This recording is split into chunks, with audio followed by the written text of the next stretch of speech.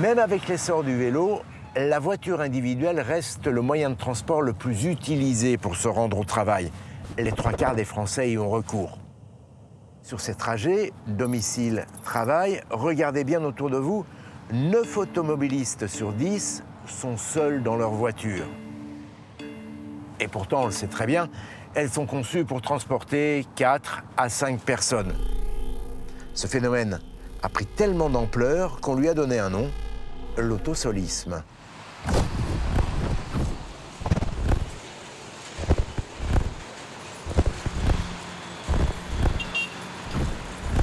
Alors forcément, avec l'autosolisme, il y a davantage de voitures sur les routes, davantage de bouchons aux heures de pointe, de temps perdu.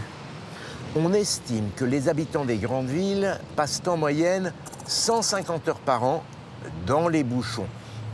Vous vous rendez compte? C'est l'équivalent de 12 journées complètes dans les embouteillages. Et je ne vous parle pas de la pollution et des émissions de CO2. Il existe pourtant un moyen de faire baisser ces chiffres et de gagner de l'argent, le covoiturage. Le covoiturage. A priori, ça semble fastidieux. Il faut trouver son chauffeur, fixer avec lui un lieu et un horaire de rendez-vous. Et ensuite, pas de place pour l'imprévu. Impossible d'avoir une panne de réveil. Ou une réunion qui s'éternise au travail. Sous peine de rater son trajet. Oubliez tout ça. Voici une petite révolution. On peut covoiturer comme on prendrait le bus. Et gratuitement. Ça vous semble trop beau pour être vrai? Direction Voiron, dans l'Isère.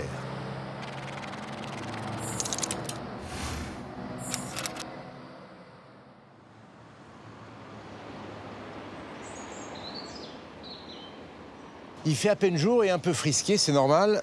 Il est 7 h du matin, c'est l'heure où les gens partent au travail. On est à Voiron, à environ 25 km de Grenoble.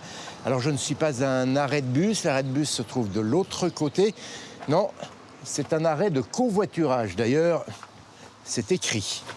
Voilà toutes les lignes, hein. Il y en a 4 qui se dédoublent. Et nous, on est ici à Champfeuillet. Alors paraît-il qu'ici, aux heures de pointe, entre 7 h et 8 h du matin, eh bien, on n'attend jamais plus de 5 minutes pour trouver une voiture. On prend les paris.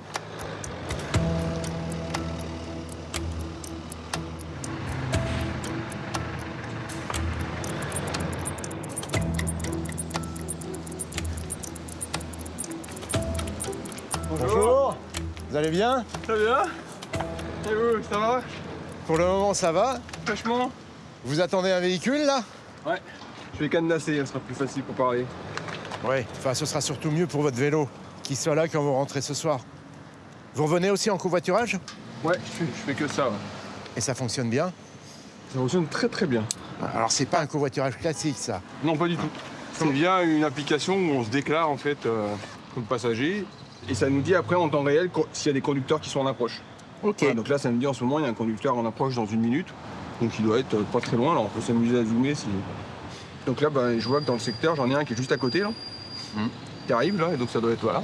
Ah ben voilà. Le véhicule arrive à l'instant. Voilà. En fait, c'est très pratique parce que c'est pas un trajet que vous avez programmé la veille à une heure précise. C'est pour moi le gros avantage, c'est cette liberté. C'est-à-dire que j'ai pas de contraintes. Je le prends comme si je partais en voiture. Si je pars plus tôt, je déclenche. Si je pars plus tard, je pars plus tard, parce que je me suis mis d'accord avec personne, en fait. Oui. C'est vraiment ce côté instantané, liberté, quoi. Je vous laisse y aller. C'est un véhicule que vous connaissez déjà ou plutôt un conducteur que vous connaissez déjà? Une conductrice en l'occurrence. Bonjour. Oui, j'ai déjà Bonjour. C'est ça. fait. On s'est vu une fois. On s'est déjà croisés sur un Tout covoiturage. à fait, sur le covoiturage, ça arrive régulièrement, heureusement. Ok. Bon, bah écoutez, bonne route. ben, merci merci. beaucoup. Un covoiturage plus rapide qu'un taxi. Cette idée un peu folle a germé il y a 10 ans dans la tête de Thomas Matagne. À l'époque, il avait 23 ans et faisait souvent de l'autostop. Aujourd'hui, on a 3/4 des Français qui disent vouloir moins utiliser leur voiture au quotidien. dont un quart qui pense qu'il pourrait le faire s'il se bougeait un petit peu, et 50% qui disent « j'aimerais le faire, mais vraiment c'est pas possible ».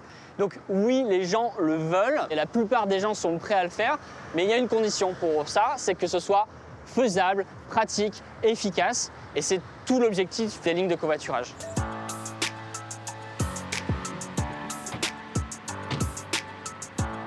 Bon, ben, c'est à moi d'essayer maintenant. Alors, j'ouvre l'application. Je vais à Pont d'Oxford, depuis Champfeuillet. Voilà.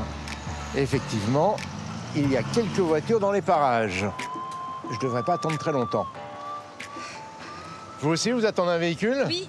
Vous allez où? Je vais au pont d'Oxford, à Grenoble. Ah bah ça tombe très bien, moi aussi. Ah. Pont d'Oxford, j'ai déjà commandé un véhicule. Moi aussi. Oui. Mais puisque j'en ai commandé un, vous n'êtes peut-être pas obligé d'en commander? Si. Si? Si, parce que c'est important qu'ils sachent que j'existe. D'accord. Comme ça, je prends la place aussi et l'application va rémunérer mon conducteur. Mais on pourra prendre le même. Bah, avec plaisir, si on Bon. va au même endroit. Ouais. S'il y a de la place. C'est quoi votre prénom? Marie, Marie, très bien. Moi, c'est Jamy. enchantée. Bon, enchanté. Est-ce que c'est notre voiture? Oui. C'est notre Je voiture? crois que c'est notre voiture, je vais demander. Bon, eh ben, on va s'approcher. Bonjour, vous allez au pont d'Oxford? Oui. Alors, on a un passager un peu spécial. Bonjour, madame. On peut filmer? Voilà. C'est gentil. Merci beaucoup. Je vais m'installer au milieu. Bonjour. Bonjour. Alors, moi, c'est Jamy. Et vous? Virginie, enchantée. Enchanté, Virginie. Alors, moi, je ne connais pas, c'est la première fois que j'utilise l'appli. Ça coûte combien, tout ça? Ça vous coûte combien, Marie? À moi, rien. En fait, pour les passagers, en fait, on leur trajet offert. D'accord. Donc, vous, Virginie, évidemment, vous ne faites pas ça gratuitement. Alors, c'est pas ma motivation première, mais oui, effectivement, je suis rémunérée. Donc, 1 euro si je ne prends pas de passagers et 2 euros par passager supplémentaire. Virginie est rémunérée même quand elle ne prend pas de passagers. 1 euro pour chaque aller-retour domicile-travail, juste parce qu'elle a mis ses sièges à disposition. Ça lui assure un minimum de 22 euros par mois. Et quand elle prend des passagers, elle perçoit 2 euros par personne. Alors qui paye? Les collectivités locales. Car après tout, le covoiturage, c'est aussi un transport en commun.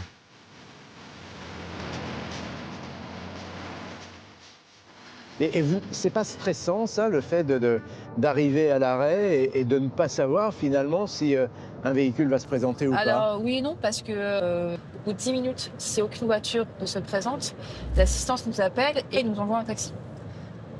Donc il y a cette assurance de tous les cas que je vais partir par un moyen ou par un autre. Ça fait 1 an que j'utilise ce service et je crois que j'ai eu une seule fois l'assurance départ. Il y a un taxi qui m'était envoyé pour rentrer. C'est tout. Donc, finalement, il n'y a pas de stress en fait. Ouais. Oui, c'est très confortable. Oui. Pour Marie, la passagère, les économies sont encore plus grandes. En renonçant à sa voiture, elle économise 220 euros de péage et d'essence par mois. Voilà. Ravi de ce trajet et de cette conversation. Voilà. Merci. Et bonne journée. Y a-t-il une ligne de covoiturage près de chez vous? Il en existe déjà une vingtaine en France. Vous les trouverez sur le site ecov.fr. On sait que la plupart de nos usagers, plus de 8 sur 10, viennent de l'autosolisme. Les gens vont être conducteurs d'abord, puis ensuite ils vont devenir passagers. Et quand ils sont passagers, potentiellement, ils se séparent de leur voiture.